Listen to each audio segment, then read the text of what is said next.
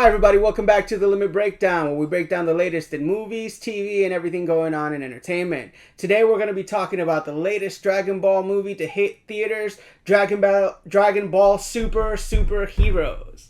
Our too long didn't watch take on Dragon Ball Super Heroes is 3.5 hearts. That means it was a good watch, nothing I'd rush out to go see unless you're a diehard Dragon Ball fan. But us Dragon Ball fans, we enjoyed them. Stay tuned after the intro for our in-depth thoughts and analysis. Thanks.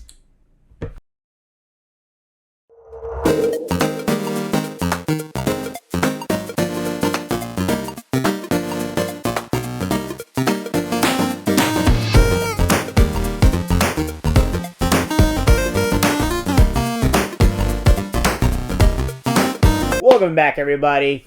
And get ready for our in-depth review of Dragon Ball Superhero that just hit theaters a few weeks ago, actually last week.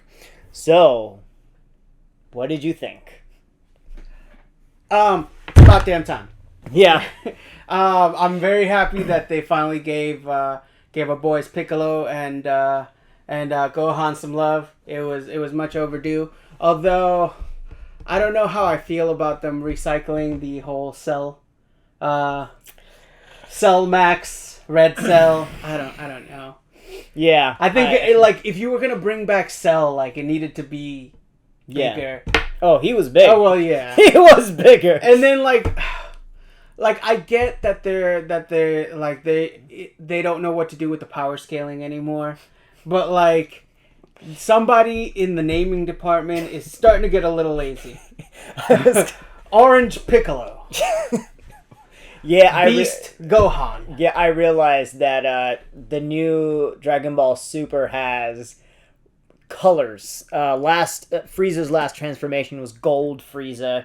One of their arcs had Black Goku, who turned into Goku Rose. Then we have Orange Piccolo. They're just going through the colors. The colors, yeah. They're just going through the colors. Yeah. Well, they named Super it Saiyan God. Super Saiyan God Super Saiyan. Oh yeah. That's the specific name for it. But yeah. Yeah. So as a huge Dragon Ball Z fan and Dragon Ball fan, I love the entire series. I'm a huge fanatic. I've watched every single episode from Dragon Ball to Dragon Ball Z, Dragon Ball GT, and all of Super. GT's not canon. I've still watched it. Still watched it. The only thing I've not seen is Dragon Ball Heroes, which is a separate series. Anyway, so I was very excited for fan fiction. Yeah, but it's actually very interesting. So I was very excited for Super, obviously because Piccolo gets a new transformation, my man. And Gohan is actually one of my favorite characters. Obviously they nerfed the crap out of him in Super, but I'm glad that he got a new transformation. It was a very Dragon Ball movie. Mm-hmm. If you're a fan of Dragon Ball Z, then you're going to love this movie. If you don't know Dragon Ball Z, have never seen anything end to end, you're not going to like this movie because it's very cookie cutter for Dragon Ball. There's an enemy, they need to fight them, they're getting their ass handed to them, they get a new transformation, and they kick the villain's ass. Mm-hmm. Every Dragon Ball Z movie is exactly the same. But what makes it interesting is the fighting, the transformations, things like that. Well, the one thing that I can appreciate with the Dragon Ball Super movies is that these movies are all supposed to be canon to the story. Whereas, in Dragon Ball Z, you had all of those movies that were not canon. Might, World's Strongest, those. Broly, Bio Broly, and Return of Cooler. Yeah. Oh man. So it was very interesting. I genuinely enjoyed it. I did have a few quarrels. One, I don't like that they're using so much CGI. It actually bothered me. I don't mind a few CGI here and there, but it was a little too much. That one thing that bothered me. Well, the entire movie was CGI. Yeah, right? Too much. They added some parts of the backgrounds were drawn out or cartoon, but I did love that they brought back the Red Ribbon Army. Yeah. I thought that was clever. They brought back Dr. Giro's grandson. A little extended, but whatever. And I liked he wasn't just evil. Yeah. He's like, I generally just want to do science stuff, and I like superheroes. So he's like, I'm gonna build superheroes. Yeah. I thought that was awesome. The two androids that they had, I forgot their name already. 1 and 2.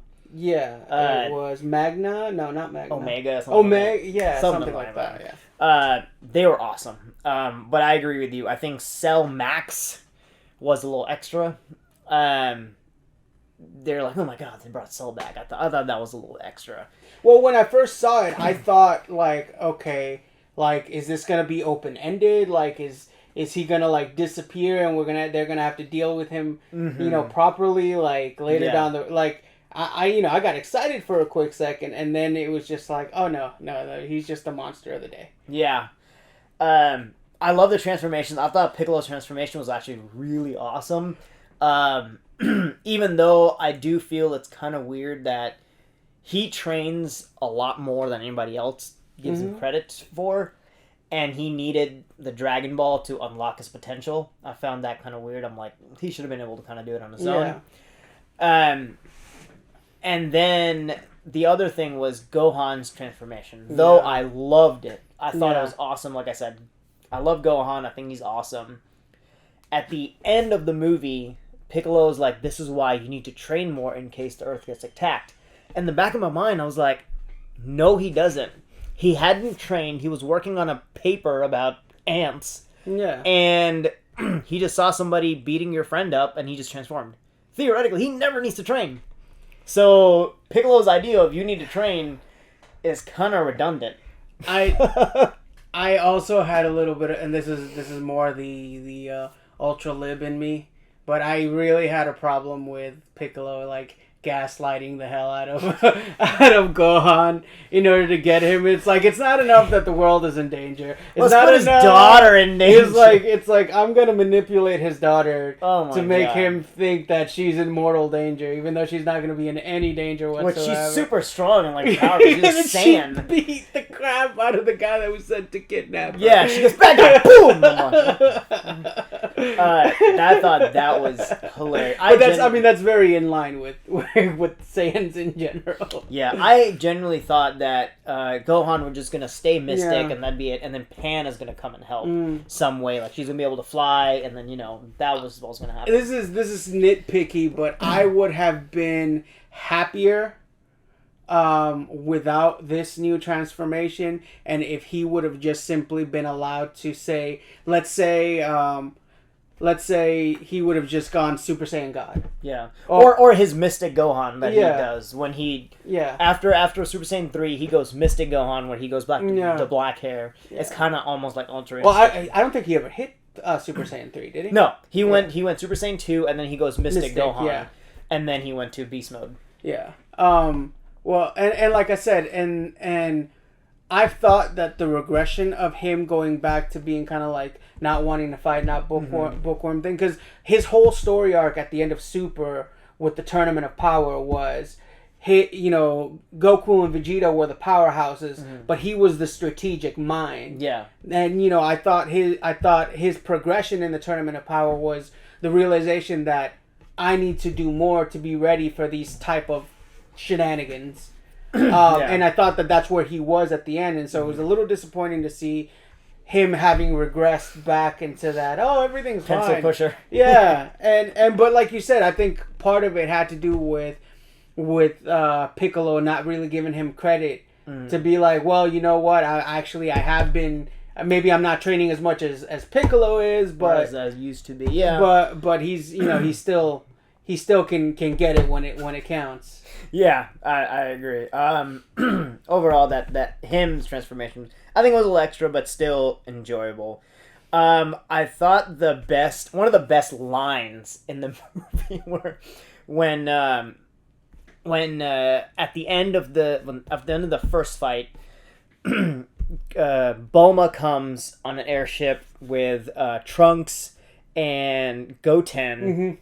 and Krillin, and she's like, "Hey guys, we brought the Earth's mightiest heroes. We can't get in touch with Vegeta and Goku, but we brought the rest of the Earth's mightiest heroes. Oh, and Krillin's here too." Died. I was like, bro, everyone, and then Krillin's like, I'm the strongest human on the planet, right? He's like, he's like, all the guys at the station think I'm pretty strong. Yeah, because he is the strongest human on the planet. But yeah, compared to that, he's like, his wife is like, I'll just do it myself. It was cool for him to come back into the fight with his Destructo Disc. Yeah. I thought that was awesome. And you know what? I did respect a little bit that they kind of swerved us some, because as soon as, we had the two androids, and as soon as they said, oh, there's a Cell Max, I was like, oh, okay, so I see what's going to happen. He's going to bust out, he's going to eat these two guys, and it's going to be perfect Cell Max. And... Yeah, I saw that. I thought that was going to happen too, but the androids reverted because they had a superhero chip built into them where they can't do harm to bad people. To good people. To good people, sorry. They can't do harm to good people. And at the end, they both sacrificed themselves. Well, one of them sacrificed themselves for the good of everybody. I thought that arc was awesome, or that part was awesome. I'm curious if because it was one that survived. Yes, it was one sort of survived. Yeah. So it's going to be curious to see if he's going to be a recurring character. Yeah. They might bring him back as a side character, maybe in the show, or maybe in the Well, they brought Broly back, too. Yeah, so that was going to be my next point, is that they had a little side scene to show why Goku and Vegeta were not in the movies, because they were training with Whis, and Broly was there. Yeah. And then even, oh my god, Beerus was like, "Who the hell's a new guy?" Yeah, just don't wreck my area, which I thought was hilarious. No. Well, he knew who he was. He was like, "What the hell is he doing here?" Yeah, I thought that was hilarious. And Beerus has a type. Oh my god! I was like, "What the hell is going on here?" He's like, "Ooh, I'll help you." I was like, "What?" That he got a destruction. He's like, "I'm gonna destroy that." God, that was kind of weird. I'm not gonna lie. It was cringe and hilarious at the same time. God.